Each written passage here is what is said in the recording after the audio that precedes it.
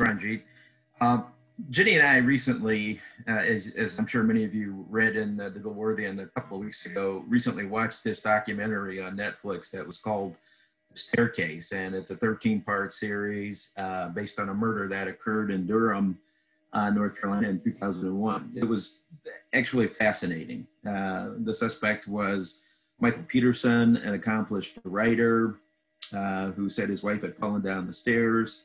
The series just takes you through all of the investigation done by the police department and also done by the defense attorney's team, David Rudolph's team. And there's a lot of twists and turns in it. If you have not had an opportunity to view it, I hope that you do, because it's a compelling production. But in any event, it gave us also an opportunity to meet this man virtually, David Rudolph. And frankly, I was shocked to find out that he was a Charlotte area attorney. So right after we finished watching the series, I sent an email to his office. And amazingly, I got a response like about 10 minutes later. I'd asked him if he would be willing to speak to the club, and he agreed to do so. And I've had several conversations with him since that time, primarily by email, but I can tell you that I am so impressed with David Rudolph. He's a champion for human rights and justice, and he is passionate about these topics.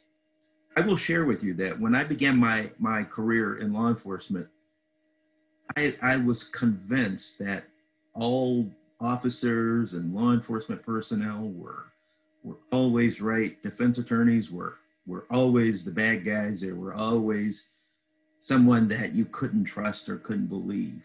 But of course, life teaches you that that isn't always the case.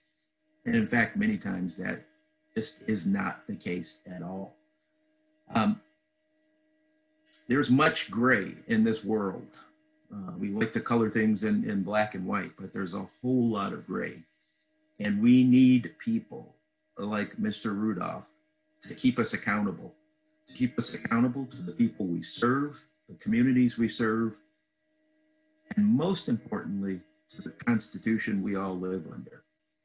So I'm going to cut my remarks short and introduce to you now Mr. David Rudolph, a very accomplished defense attorney and someone I am so glad I've had the opportunity to meet these past few weeks. David?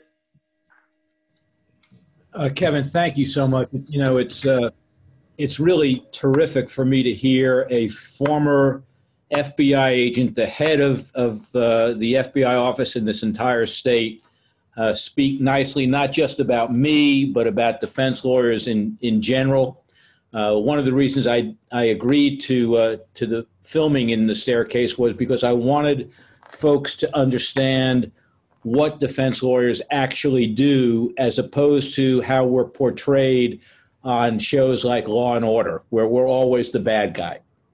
And in fact, you know, I like to view us as sort of liberty's last champions, that we're there as a firewall, if you will, to protect the rule of law, which God knows needs protection these days.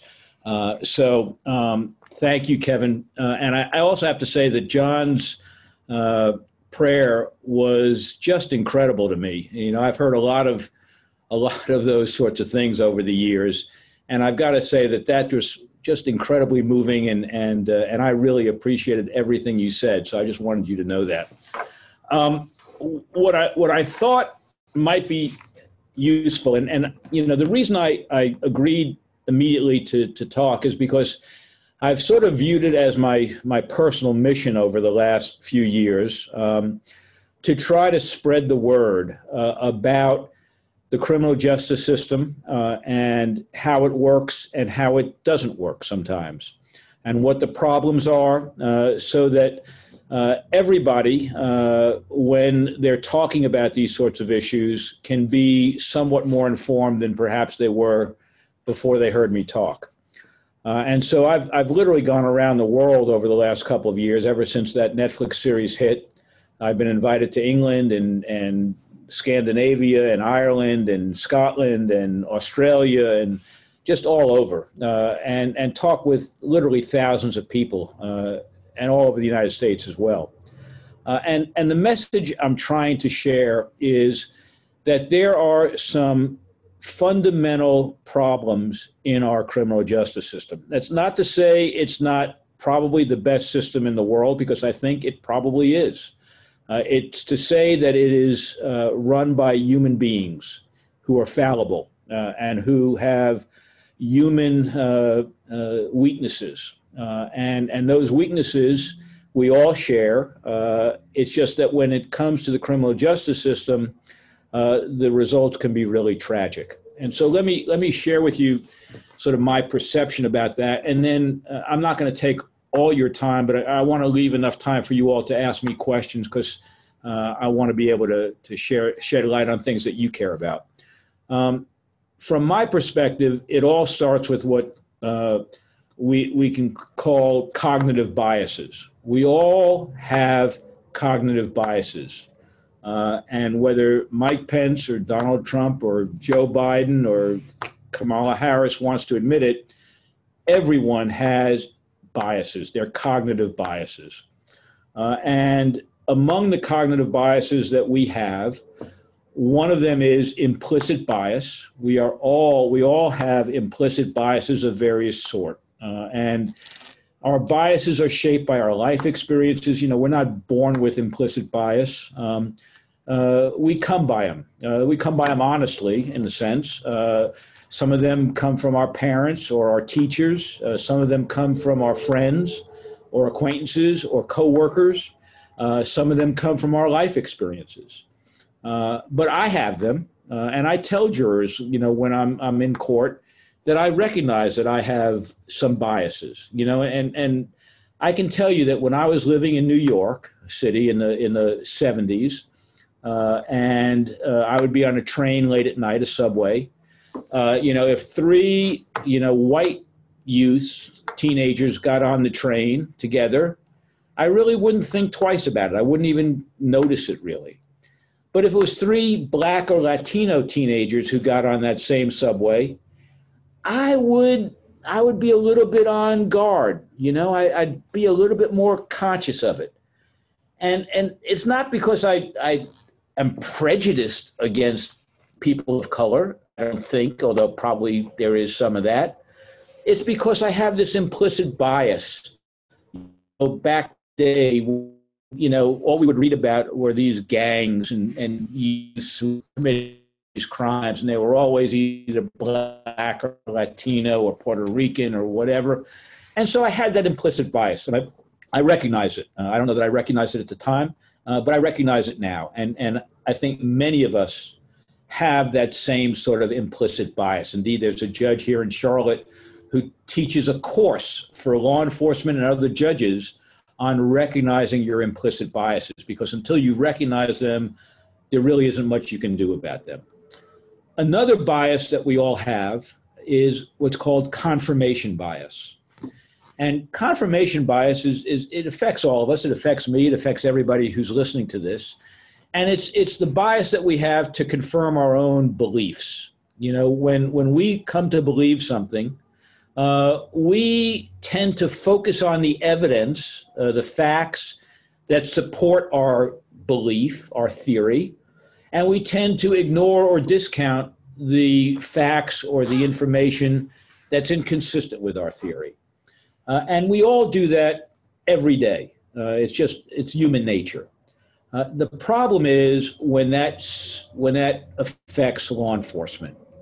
And you know, doctors, when they go to medical school, they learn about differential diagnoses, and having to go through a checklist when somebody comes into a hospital with certain symptoms to make sure that you consider all of the possible diagnoses. It's called the differential diagnoses.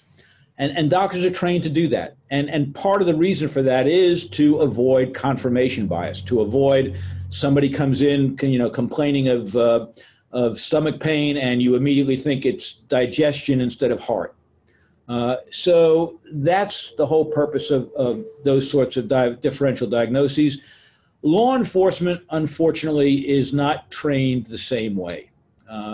And I know of, and Kevin, you correct me if I'm wrong, but I know of no law enforcement agency that spends any time training police officers, and particularly detectives, about confirmation bias. And if you're not aware of it, it's very difficult to control for it. Once you're aware of it, you can at least start to recognize what's happening. So that's where I think a lot of our problems in the criminal justice system emanate from. It's not that police officers are bad or that trying to frame innocent people. It's that they come up with a theory of the case. You know, they've investigated hundreds of these things. You know, they come to a scene like the Peterson house. The wife's lying there dead in a pool of blood. The husband's the only one in the house. And immediately, their theory is the husband must have murdered the wife because that's their frame of reference. And then that's when confirmation bias kicks in. And so every fact that could be consistent with that theory becomes important. And every fact that's inconsistent with that theory becomes unimportant or ignored. And where that leads us is to some really serious problems that cause wrongful convictions. So, for example, a police officer who believes that someone is guilty but is afraid that there's not enough evidence to convict that person, they may suffer from what a lot of people call noble corruption. And noble corruption is really just another name for the ends justifying the means. It's where a police officer believes that someone is guilty, and they may be right 95% of the time. You know, I'm not arguing that. But it's the 5% or 1% that they're wrong where this really goes off the rails for people. And so, you know, they're afraid that this person who they think committed this gruesome murder is going to get off.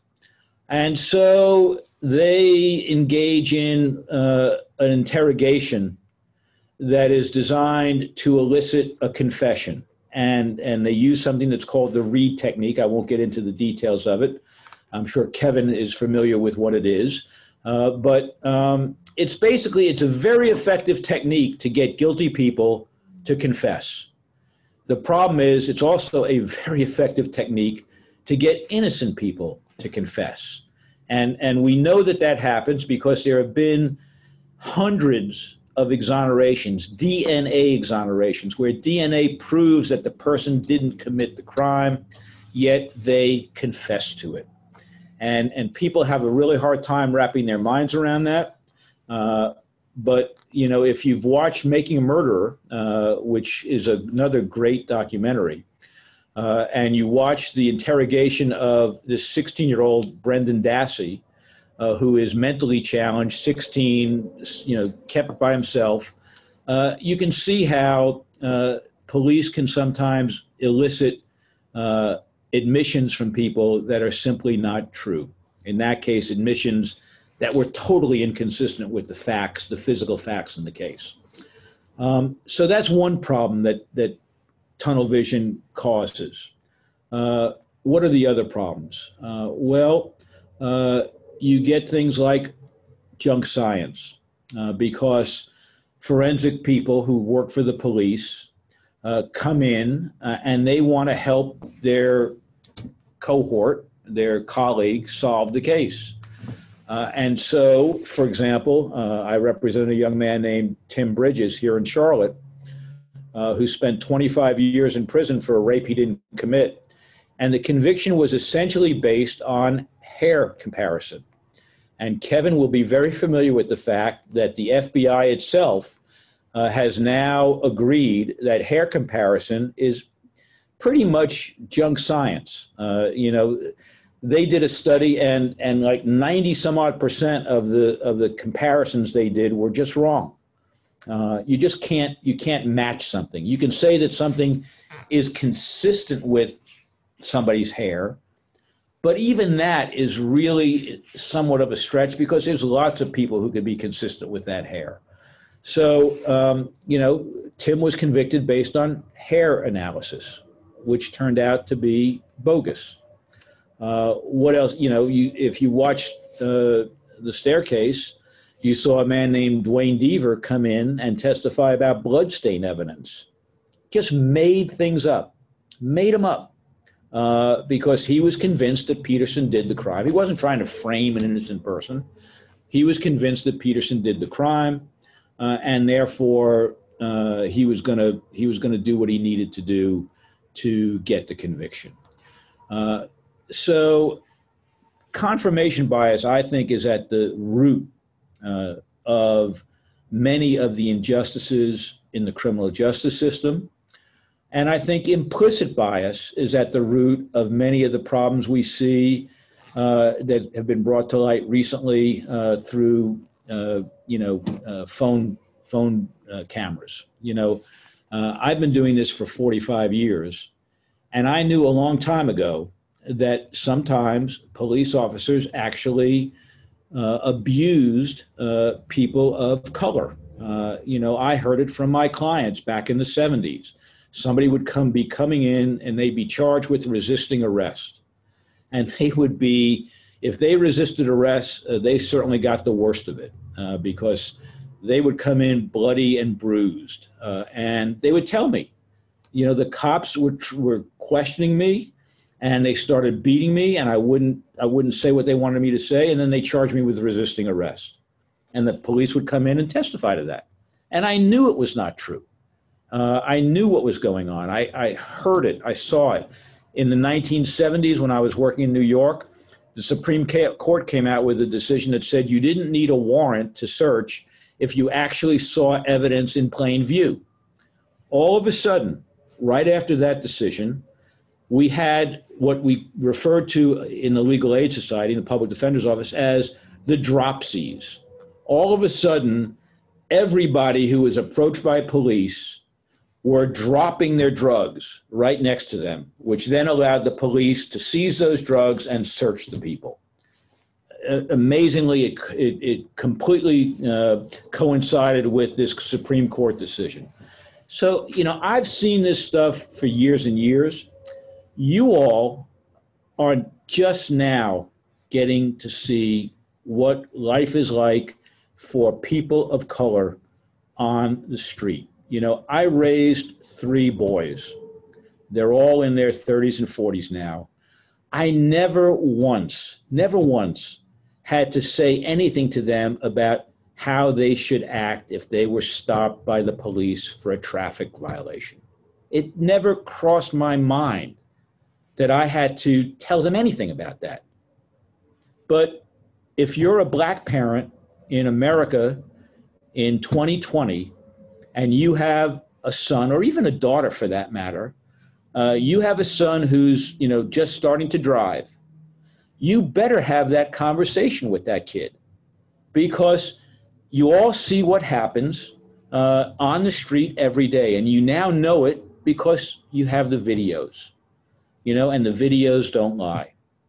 And we saw in North Charleston, a black man shot in the back several times, and then a police officer running over and putting a taser next to his body, and then saying that he had stolen his taser.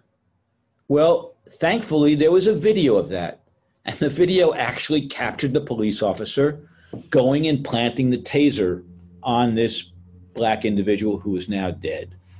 So, do I support people who burn buildings or who trash police cars? No, I think that's a mistake. I think it's a bad mistake. I think people like John Lewis and Martin Luther King had the right approach with nonviolent protest, because it was the pictures of them being beaten, and it was the pictures of the police dogs in Alabama being loosed on those people and their children that ultimately convinced white America that we needed to do something about racial equality in America.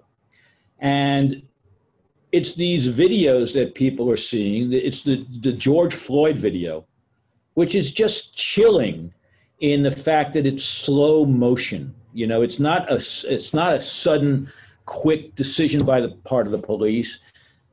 You know, his knee is on George Floyd's neck for 8.5 minutes while he's saying, "I can't breathe." And he's not the only one who said, "I can't breathe." You know, we had Eric Garner in New York. So, you know, what I'm here to say to you is that the Black Lives Movement, I understand completely. I think that we all need, all of us, including me, to be sensitized to what it's like for a Black or Latino or brown person in this country to live every day. And if you have trouble doing that, imagine if you were living in Nigeria and the Nigerian police, every time they saw some white person, would stop them and ask for their license and identification. They weren't doing anything wrong. You weren't doing anything wrong, but they would just stop you. And this went on and on. And you watched people being shot by Nigerian police officers, white people, day after day after day, read the newspapers about it.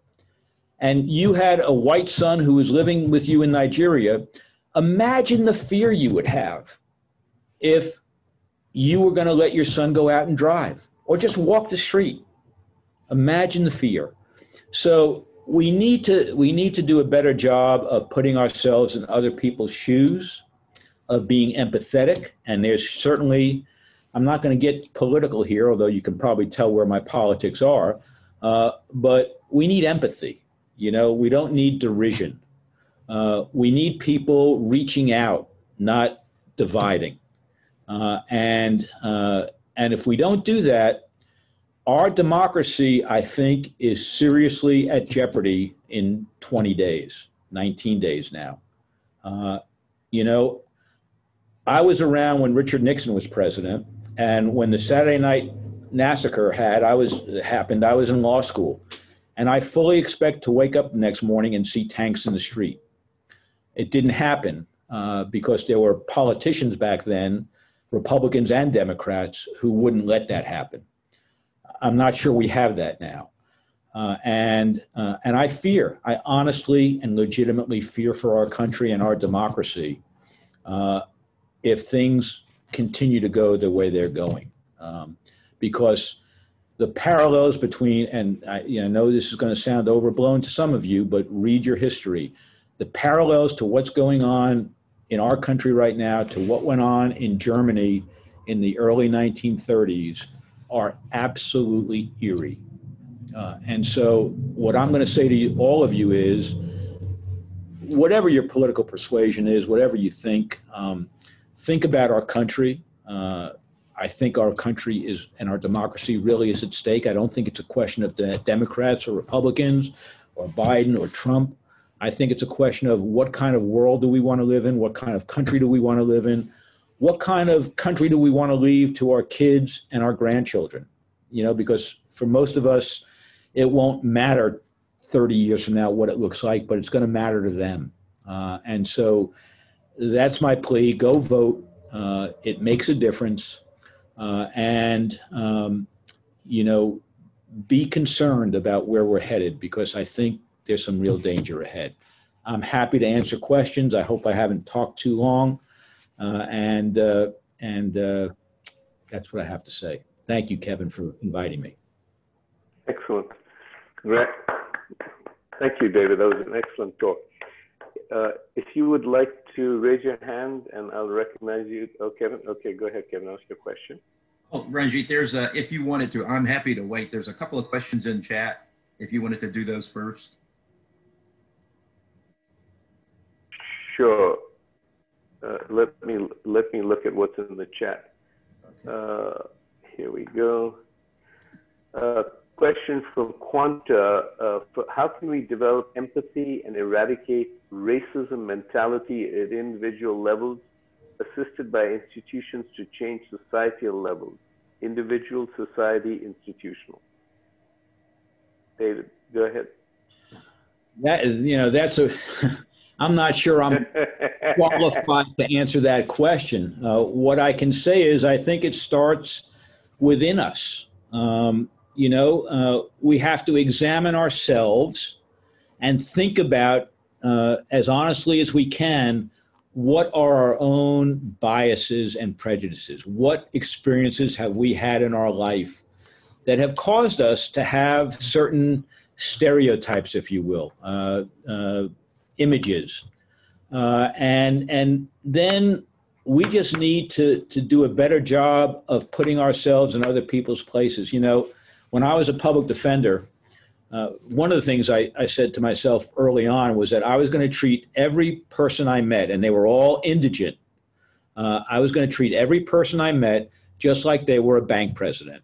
And I was going to call them by their full, I was going to say Mr. Smith or Miss Jones, or I was going to treat them as respectfully as I would a bank president. And I just made that decision. And people really responded to that, because guess what? People had not done that with them before. And then the other thing I used to think to myself, I used to complain about, well, they never come to my appointments on time. And then one of my colleagues said, they don't have watches. They don't live like we do. They're out on the street. They're not looking at time. And it was like, whoa, okay, I get it. Now I'm not so offended that they're not prompt to every meeting I've scheduled.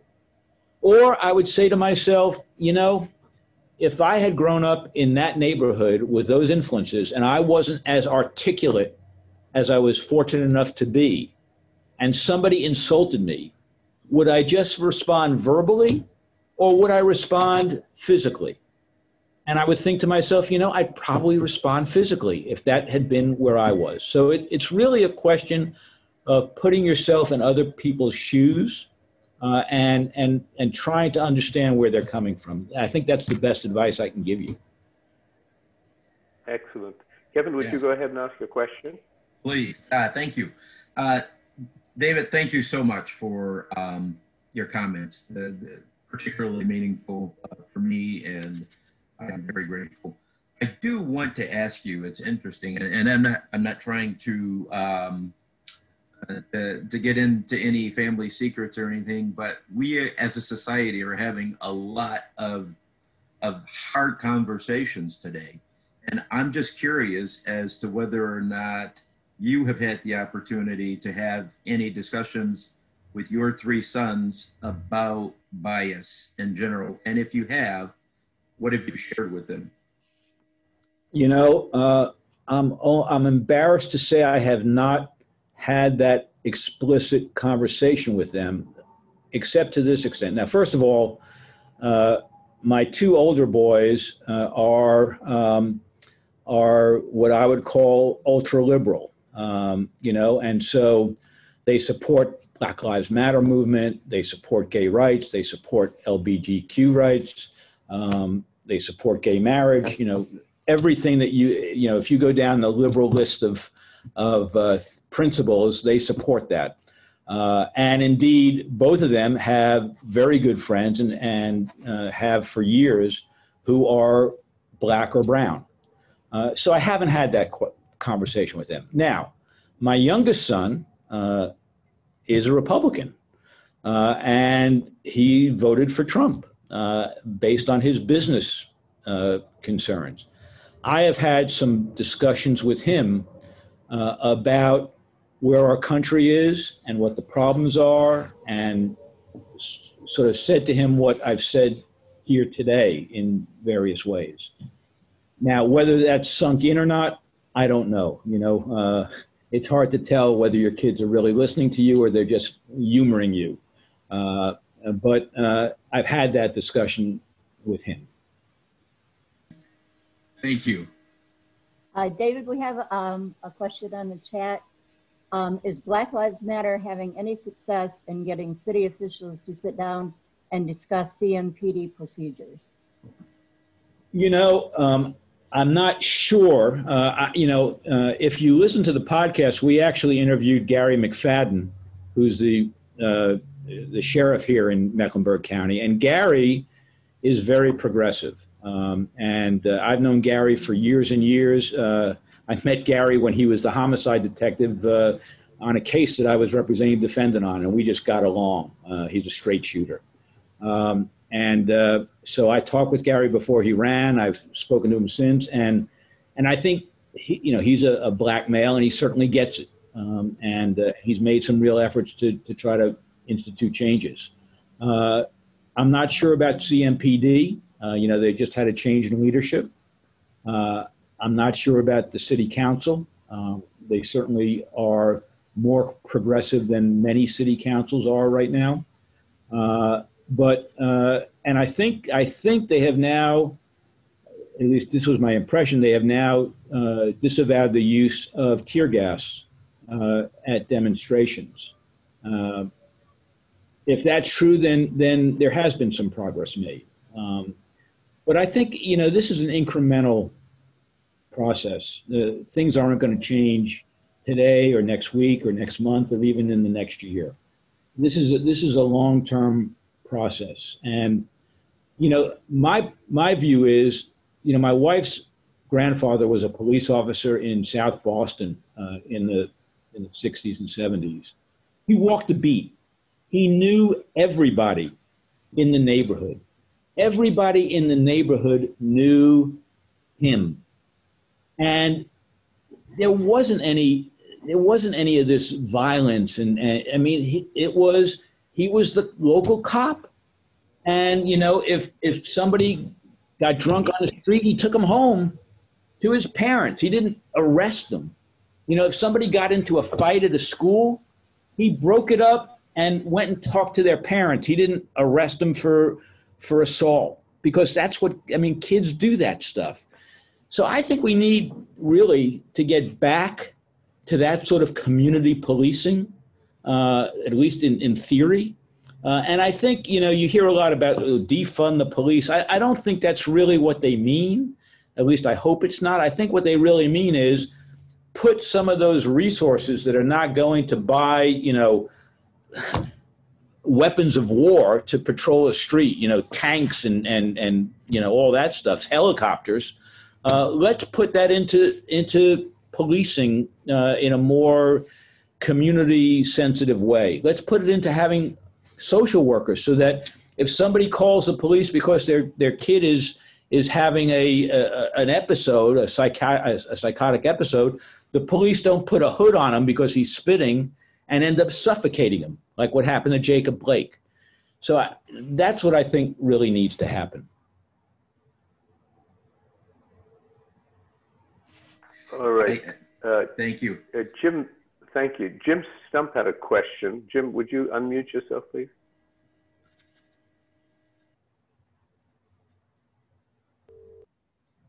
Oh, you did for a second, and then you muted yourself again. There we go.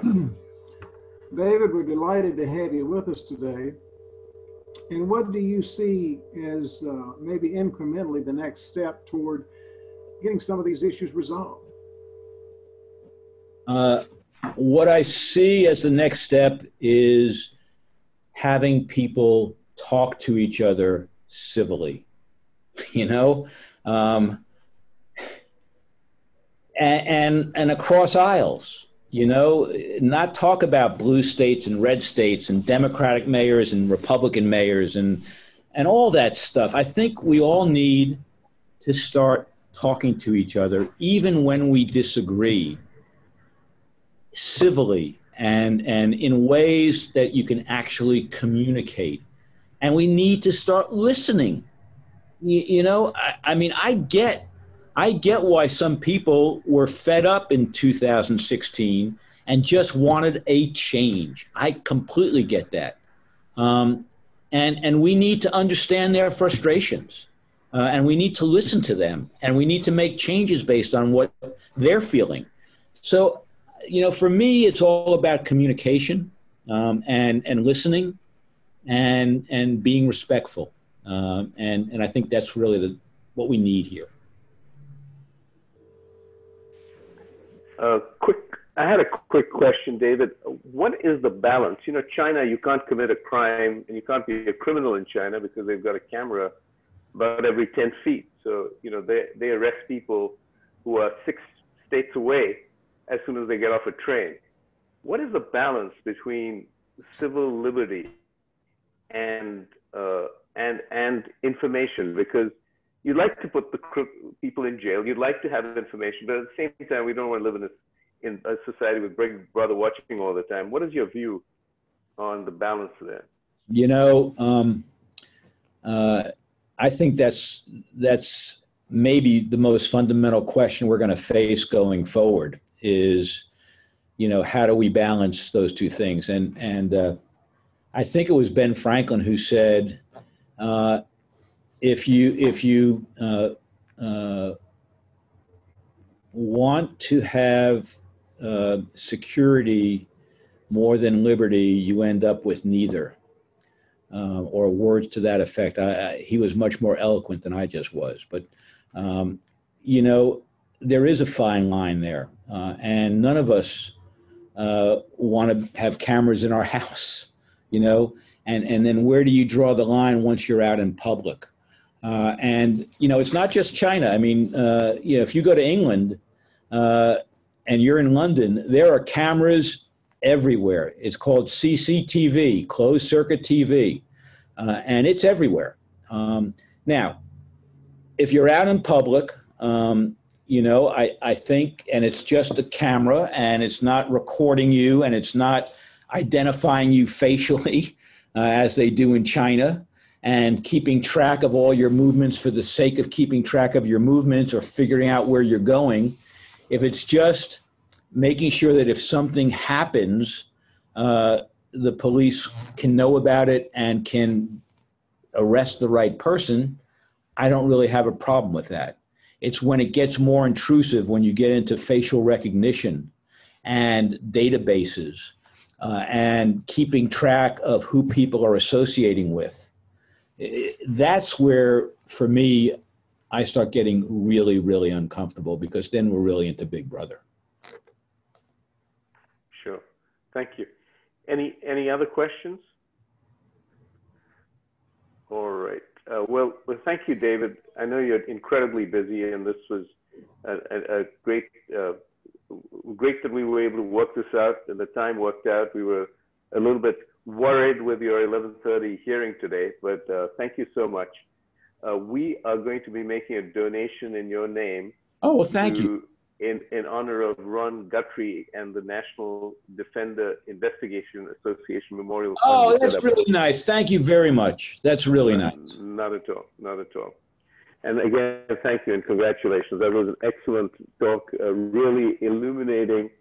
It's a very difficult time in our country, and it's important that we, you know, have these conversations and learn the hard facts so that we can be better informed, to be better citizens as well. Well, thank you for. We'll keep. Not at all, David. Great to have you here. We will be sending you an invitation to join us at our social as well. We'd be very happy if you could make that as well. Thanks very much. With that, thank you. We're going to now take the four-way test. We'll keep the phone lines open if people have any comments or thoughts they'd like to share. Love to get those. If you have a few more minutes to stay online, David, we'd love to have you stay on. Sure, happy. Catch up informally with people. With that, we will have the four-way test of the things we think, say, or do. First, is it the truth? Is it the truth? Second, Everybody's muted. everyone's muted. Is it fair to all concerned? Is it fair to all concerned? Will it build good better friendships? Fourth, will it be beneficial? Will it be beneficial? And fifth, will it be fun? Excellent. Well, thank you guys again. I'm really proud of you for all the work you all are doing with service work, with charitable work. I mean, it's just heartwarming to attend these meetings and hear everything that's going on. And you all deserve a big congratulations. And again, David, thank you for what you're doing to protect our society and help keep innocent people out of jail. It's a travesty when one innocent person, and you know, you look at the